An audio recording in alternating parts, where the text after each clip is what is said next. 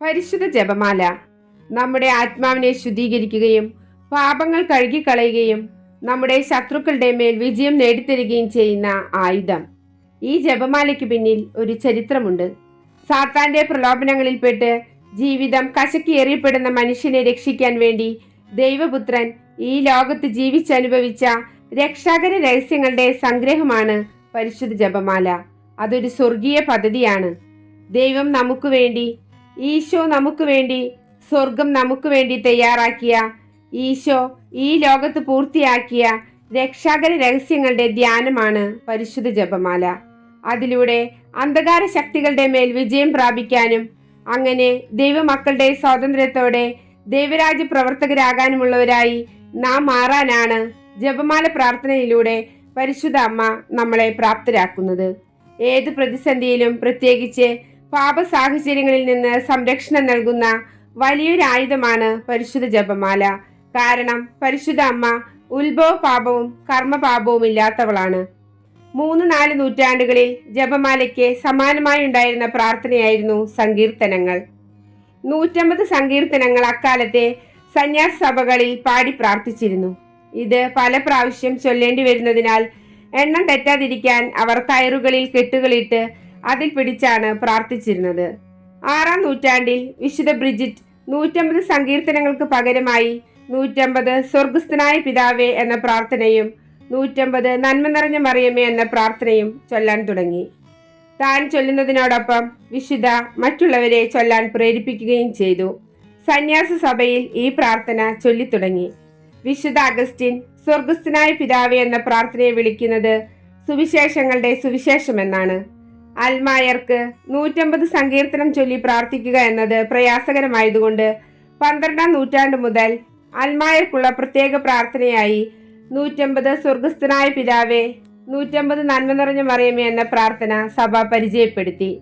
അങ്ങനെ അൽമായർ അന്നു മുതൽ ജപമാല ഇന്നത്തെ രീതിയിൽ ഇല്ലാതിരുന്നതിനാൽ 150 സ്വർഗസ്ഥനായ പിതാവേ, 150 നന്മ നിറഞ്ഞ മറിയമേ എന്ന പ്രാർത്ഥന ചൊല്ലാൻ ആരംഭിച്ചു.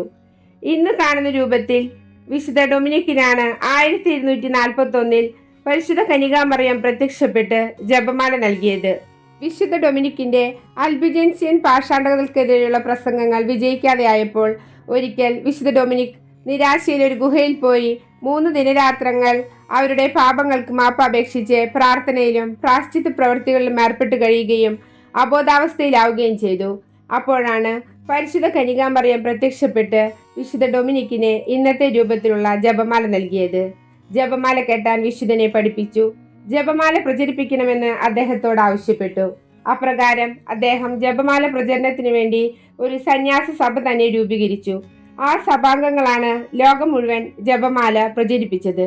പിന്നീട് ഇന്നത്തെ രൂപത്തിൽ ചില പ്രാർത്ഥനകൾ ഇതിനോട് കൂട്ടിച്ചേർത്തു.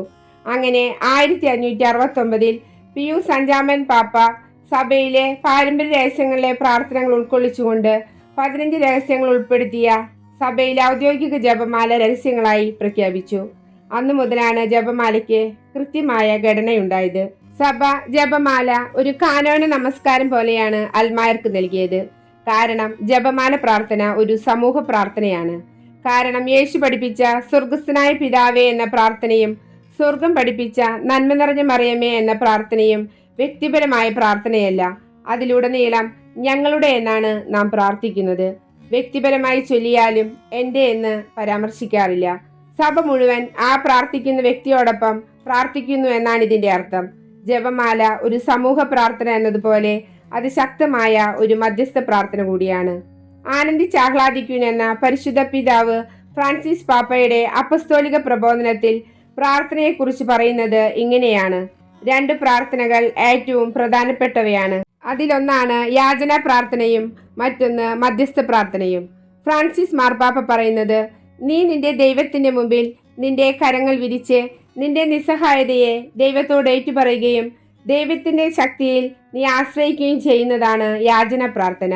നീ നിന്റെ ദൈവത്തിന്റെ മുമ്പിൽ നിന്റെ സഹോദരങ്ങളുടെ നിസ്സഹായ അവസ്ഥയെ ഏറ്റുപറഞ്ഞ് ദൈവത്തിന് ഏൽപ്പിച്ചു കൊടുക്കുന്നതാണ് മധ്യസ്ഥ പ്രാർത്ഥന. ആ അർത്ഥത്തിൽ ജപമാല പ്രാർത്ഥന ശക്തമായ മധ്യസ്ഥ പ്രാർത്ഥനയും അതോടൊപ്പം സാമൂഹിക ശുശ്രൂഷയുമാണ്.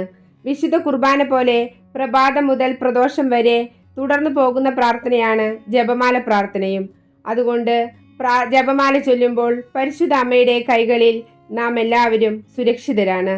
പരിശുദ്ധ അമ്മ നമുക്ക് എല്ലാവർക്കും വേണ്ടി മാധ്യസ്ഥം അപേക്ഷിക്കട്ടെ. നമുക്ക് അമ്മയോട് ചേർന്ന് ജപമാല ചൊല്ലി പ്രാർത്ഥിക്കാം.